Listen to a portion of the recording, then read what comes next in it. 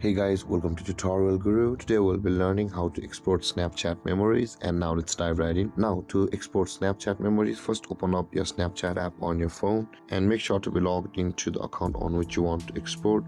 And on this interface guys, at the top left corner of the screen, you can see your Snapchat Bitmoji icon. Tap on there and you'll be on this interface, whereas at the top right corner of the screen you can see the settings or the gear icon. Tap over there and scroll down from over here until you can find the memories option.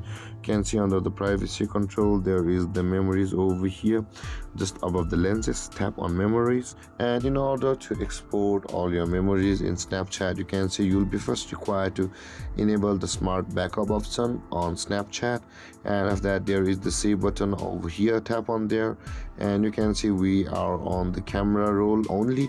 Tap on memories and camera roll, and after that over here it also says auto save my story snaps. Tap on auto save to memories, and this way your Snapchat memories will be exported to your phone. And with that being said guys, this is how to export Snapchat memories. And if you have any confusions or questions regarding the topic, feel free to comment in the comment section below, and don't forget to like, subscribe and hit that bell icon for more videos. Thank you for watching guys. Peace.